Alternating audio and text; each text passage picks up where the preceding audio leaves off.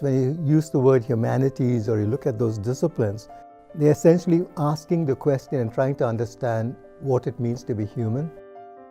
Humanities are a branch of the liberal arts. The liberal arts are the arts that make you free. Women have so recently been allowed to sit at the grown-up table when it comes to ideas. If there's anything that I have discovered in the course of my career as a humanist, it's that human beings are storytelling animals. Writings and books, things that are for me life. Part of it comes from trying to think about the world in a different way. I want them to also understand the history of where new ideas come from. I do believe in a notion of a value that the humanities give you to think about the social world in which we all live, of which the largest community is the community of humankind.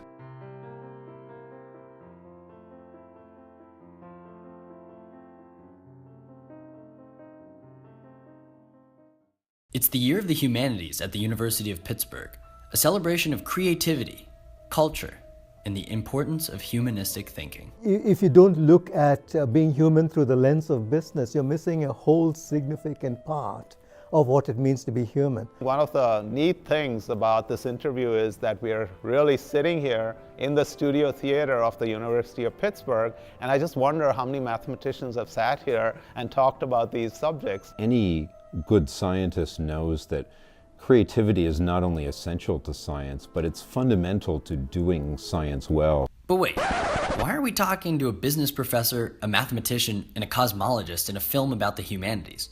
The Year of the Humanities in the university has funded more than 100 events, including healthcare practitioners playing music in Salk Hall, a screen printing workshop in the School of Engineering. Film and rehab sciences came together with a class called Bodies in Motion, a humanities panel with the head of Pitt Medical School, an Oxford scholar, a college president, and a CNN host. And a student group created a late-night show with guests ranging from a MacArthur-winning poet to a forensic pathologist. Hey, that's me. And I'm part of a class created specifically for the Year of the Humanities, in which we spent the semester making a documentary about this unique moment. For Pitt students like us, this film is personal. I think there's been a lot more financial pressure on students to go into the STEM fields. I am an engineering major partially because my parents wanted me to be one. I don't think they ever really explicitly told me that they really wanted me to do science, but I always felt like it was something that was expected of me. We are coming of age in a time when the humanities are under attack. Headlines talk of the rising cost of college education, return on investment, the divide between STEM and the humanities, and a perceived crisis. The humanities and STEM have been pitted against one another. The stakes are high when the world seems to be questioning the value of a liberal arts degree, or perhaps a college degree at all. On the other hand, shouldn't college be about more? If the only thing we're looking at is how much money a student is going to make when he or she graduates, then what we should be teaching our students is how to write ransom notes. Okay? That's it. If we only want to see what they're going to make, then let's sit them down, let's have the ransom note writing workshop. If you're really having an education, you're opening your mind to new possibilities. You can't know where you're going to end up. The whole point of inquiry and experimentation is to discover something new. We've been through these debates about liberal arts sciences forever. I mean, you know, the Greeks actually used to study the sciences for the exact opposite reason we now study them. They studied the humanities, law, rhetoric, politics, history, to get jobs. They studied science, which had no practical purpose, to understand the world.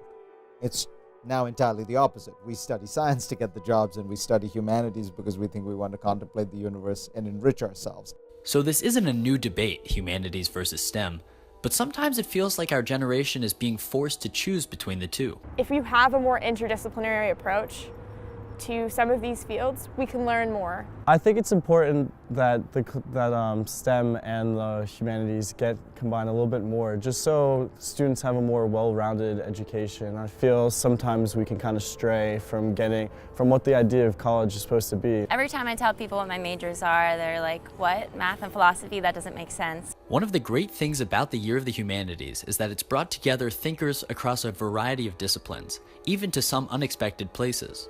Take the campus bookstore, for example, one of the places on campus other than the cathedral that all students and departments frequent. You expect to see textbooks on philosophy, engineering, math, and economics, but what about a typewriter, a drum set, and a 3D printer?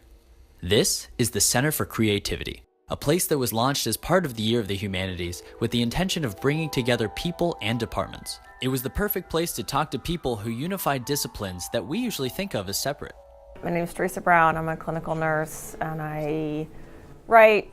My most recent book is The Shift, and I write opinion columns for the New York Times. My own background is I have a PhD in English. I taught English, stopped doing that, decided to go back to school to become a nurse, and now I'm a nurse. To me, that made absolutely no sense rationally, but it absolutely felt like the right thing to do, and I never looked back.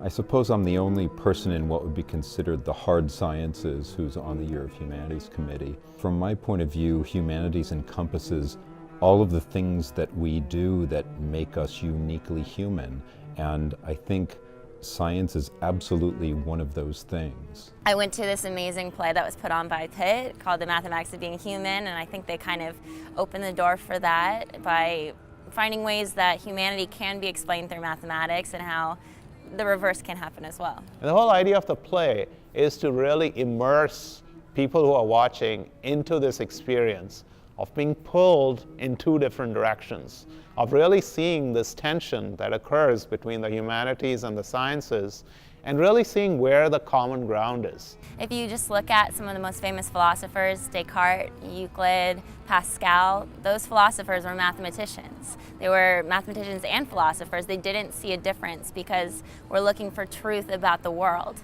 And you can arrive at that through many different ways, but the arts are integral in doing that. I don't see them being two different arenas of human activity. I mean, when it comes to like even just economics, a lot of the great people who make great innovations is the fact that it is an innovation. And the humanities it allows for you to have creative thinking and allow you to think outside of the box. And then you hear the great technology CEOs talking about the importance of creativity, of design, of art history. The conventional wisdom about Steve Jobs is that the course that apparently influenced his business decisions and affected his business thinking was a course in calligraphy that he took, the design perspective. Mathematicians, philosophers, artists, and inventors. From Da Vinci and Edison to Zuckerberg and Jobs, the greatest innovators of our time have always been those able to recognize the importance of this combination. At the end of the day, creativity doesn't belong to only one field. Our generation faces a world in which we must once again find the harmony between the sciences and the humanities. Okay, so we're celebrating the humanities this year, but then shouldn't we always be celebrating the humanities? The Year of the Humanities remind us that we are at our best when we come together.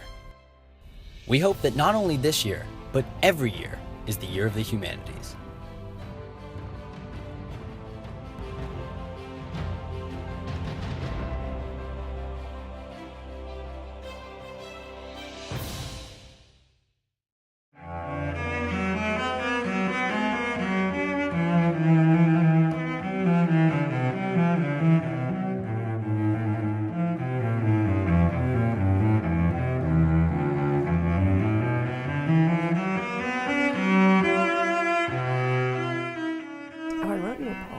I wrote a poem about physics and music. And it's hanging on the wall of our music.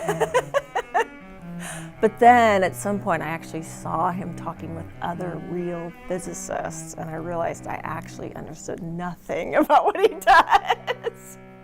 But, you know, that's the start of our romance.